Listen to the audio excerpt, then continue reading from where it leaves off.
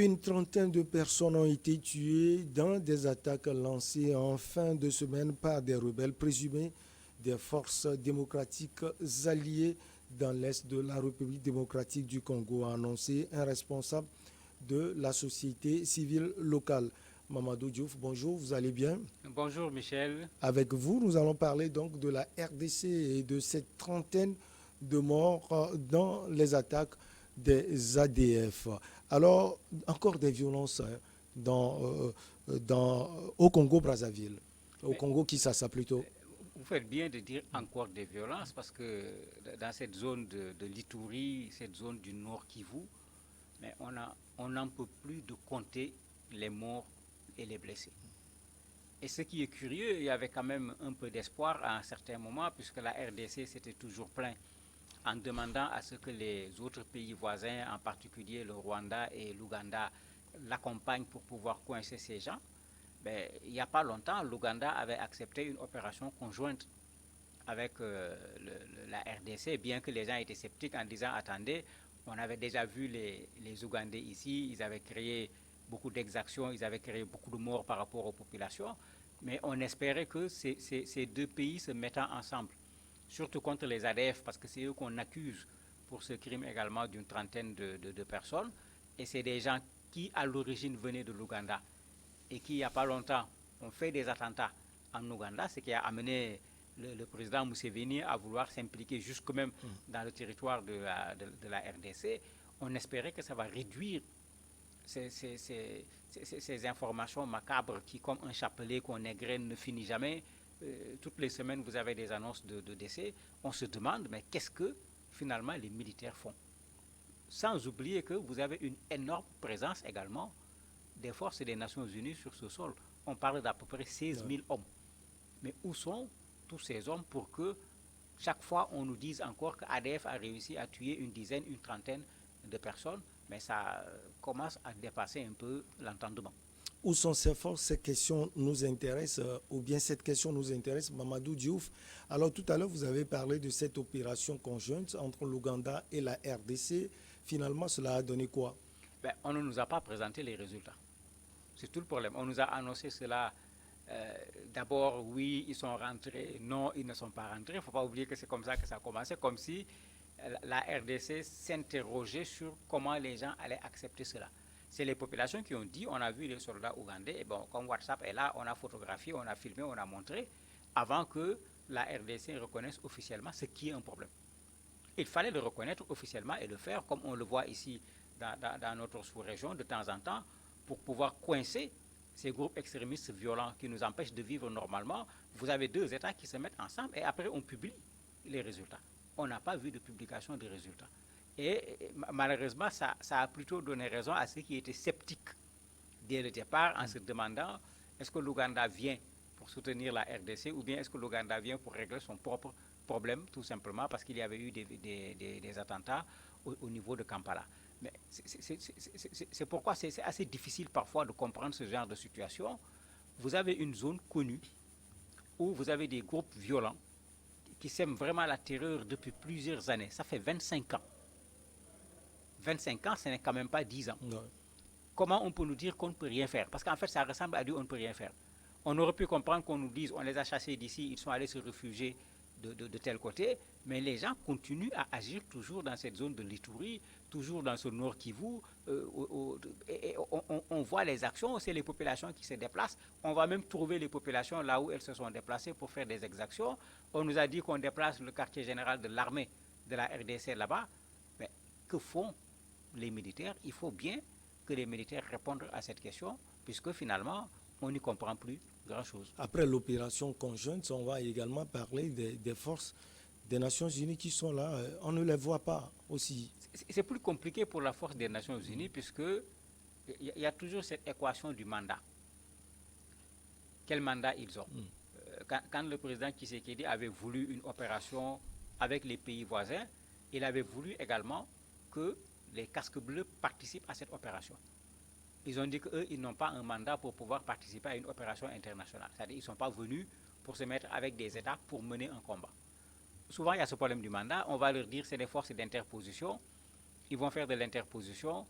et l'interposition ne finit pas parce que ça commence à durer, ce mandat-là également au niveau de la RDC. Pourtant, quand à un certain moment ils ont pris leurs responsabilités, en particulier contre la M23, mais ils avaient réussi à réduire très fortement ce mouvement. Mais pourquoi ne pas faire la même chose avec les autres mouvements pour qu'au moins cette partie de la RDC recouvre la paix? Parce qu'après 25 ans, surtout d'une guerre qui n'est pas une guerre conventionnelle, mais les populations qui vivent là-bas ne savent plus où donner de la tête. Tu ne sais plus comment mener tes activités. Et plus on laisse ces groupes s'installer, plus on les laisse durer dans l'espace, plus ils deviennent les maîtres de cet espace et les combattre deviendra encore beaucoup plus difficile parce qu'ils vont recruter des jeunes également dans ces mêmes espaces. Alors, Mamadou, on parle d'autres bilans également. Plusieurs maisons et motos incendiées, plusieurs personnes portées et disparues. Ça ressemble à des règlements de compte. Il y a des règlements de compte dedans, puisque les groupes extrémistes violents, ils le font partout. L'armée a besoin de renseignements. Et ces renseignements, c'est par les populations qu'on peut l'avoir, parce que c'est les populations qui peuvent les voir passer. Souvent, ils sont venus sanctionner des populations parce que, considérant que ces populations collaborent avec l'armée, ou que c'est les populations qui ont donné à l'armée des informations les concernant. Ça, c'est une attitude que l'on voit au niveau des groupes armés violents. Parfois, ils le font parce qu'il y a un espace qu'ils veulent occuper. Et la présence des populations là-bas ne les arrange pas. On va casser, on va brûler, on va tuer les gens pour obliger les populations à quitter l'espace. Comme ça, ils vont pouvoir s'installer et mettre en place une base librement sans avoir une population qui va pouvoir regarder leurs mouvements et pouvoir éventuellement informer sur leur mouvement. Il y a tous ces éléments qui rentrent en jeu. Mais à mon avis, ce n'est pas suffisant pour que l'armée ne prenne pas ses responsabilités. Et vous voyez, pour ces crimes, tout comme pour d'autres, généralement, la première annonce ne vient pas de l'État de façon officielle. La première annonce vient régulièrement des populations ou des mouvements de la société civile. Mais d'ailleurs, ces mouvements, tout comme un rapport même des Nations Unies, ne parlent pas seulement des groupes extrémistes violents. Ils accusent certains au niveau de l'armée de complicité également avec ces groupes extrémistes violents, les ADF en particulier, de sorte que quand le président Tshisekedi avait décidé de nommer des gouverneurs militaires, les gens avaient crié au scandale pour deux raisons. Certains ont été connus pour des exactions, d'autres, les gens s'interrogeaient sur est-ce qu'eux, ils feront le travail, est-ce qu'ils ne seront pas de connivence avec les ADF. Mais vous voyez qu'en ce moment, résoudre ce problème devient extrêmement compliqué. Le Nord Kivu est une zone riche mais très malheureuse. Mais bien sûr, comme on le dit assez souvent, là où il y a toutes ces richesses, quand vous regardez, tout le monde est intéressé. Et malheureusement, les gens ne sont pas intéressés de façon légale, c'est-à-dire venir en tant que structure officielle, demander un espace, exploiter la richesse, payer les taxes, respecter les règles. Ça coûte de l'argent. Mais il y a une autre façon de faire, de venir exploiter de façon sauvage un espace. Malheureusement, ces éléments qu'on a pris peuvent être vendus. Rappelez-vous les diamants du sang dont on parlait au Libéria, en Sierra Leone, ça aboutissait sur le marché international. S'il y avait des règles qui permettaient à ce que cette exploitation illégale ne puisse pas aboutir sur le marché, mais les gens-là auront moins tendance à venir dans cette zone et à créer des problèmes aux populations pour cette exploitation qu'on fait.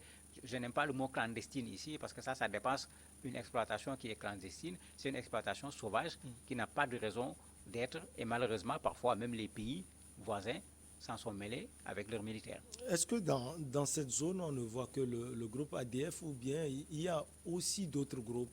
Le groupe ADF est aujourd'hui le groupe qui pose le plus de problèmes. C'est eux qui sont les plus constants dans les attaques et ils deviennent de plus en plus inquiétants parce qu'ils affirment qu'ils se sont liés à l'État islamique. Bon, les spécialistes s'interrogent, c'est vrai, c'est pas vrai, mais ils affirment être en relation avec l'État islamique. Et quand on dit État islamique, tu vois qu'on change carrément de cadre par rapport à ce qu'on avait connu pendant pratiquement une vingtaine d'années. On se retrouve dans encore un autre espace de groupes extrémistes violents que l'on connaît dans d'autres espaces pour des choses qu'ils font qui sont pires que ce que les ADF font dans cette zone. Mais il y a des dizaines encore de groupes armés au niveau de la RDC, mais qui ne posent pas autant de problèmes que les ADF le font actuellement. Alors, le président Félix Antoine Tshisekedi avait dit qu'il va tout faire pour assurer la sécurité de ses concitoyens. Pour le moment, le bilan, il est mitigé. En tant que chef de l'État, il n'avait pas le choix. Dès son discours d'investiture, il avait dit clairement que ça va être la priorité, on va déplacer le quartier général, etc. Mais encore une fois, on est en face d'une guerre asymétrique. C'est-à-dire, l'armée de la RDC n'est pas en face d'une armée qui porte des habits de couleur, je ne sais pas moi, rouge, qu'on sache que voilà des gens qui sont nos adversaires, voilà leur camp pour les affronter. C'est des gens qui viennent faire des attentats, qui déposent des mines, qui font des attaques, qui disparaissent, qui changent d'espace. Mais quand on veut les combattre, ça devient beaucoup plus compliqué. Et c'est là où peut-être nos militaires, comme nos chefs d'État également, doivent faire attention pour ne pas promettre aux populations ce que les populations ne vont pas pouvoir voir très rapidement, parce qu'après, mais ça se retourne contre le chef de l'État, et actuellement c'est en train de se retourner contre lui. Les gens considèrent qu'il n'a pas respecté sa promesse, ce sur quoi il s'était engagé, il ne l'a pas fait, alors que quand on analyse la situation, je ne pense pas qu'il y a de la mauvaise volonté de sa part, mais il a simplifié une chose qui était particulièrement complexe, et maintenant dans la réalisation de son engagement, il y a plein d'obstacles, y compris parmi les rangs de ceux qu'il veut utiliser pour pouvoir résoudre ce problème, parce que les rapports l'ont montré clairement, il y a de la connivence entre des militaires et les groupes armés. A-t-il besoin de soutien? Si oui, lesquels? Mais je me dis que les meilleurs soutiens, ça va être l'Ouganda, ça va être le Rwanda, puisque c'est des pays qui sont un peu dans la zone, et les groupes armés ont l'habitude d'aimer ces zones frontalières, puisque nos frontières sont ce qu'elles sont. Souvent, nos frontières ont un caractère naturel, soit c'est de l'eau, soit c'est des forêts, etc., des montagnes. Ça permet aux gens d'être déjà dans un espace où ce n'est pas un terrain vague, où juste avec un hélicoptère, tu peux savoir qui est où. Ils peuvent se cacher déjà. Et ensuite, ils peuvent traverser, aller d'un pays à l'autre en fonction de là où on est en train de les poursuivre. Et ça fait que souvent, quand des ratissages sont organisés, mais vous ratissez, vous trouvez parfois même des installations, mais vous ne trouvez pas les personnes. Vous pouvez attraper quelques personnes. Quand vous faites le ratissage, eux également, ils sont dans le renseignement. Ils savent que vous êtes là. Soit ils s'habillent comme toutes les populations de la zone. Vous passez devant eux, vous ne vous en rendez pas compte. Soit ils vous laissent l'espace. Quand vous avez fini de faire votre ratissage, ils reviennent et ils s'installent. Et c'est une des difficultés avec cette guerre asymétrique. Après avoir ratissé, il faut occuper l'espace.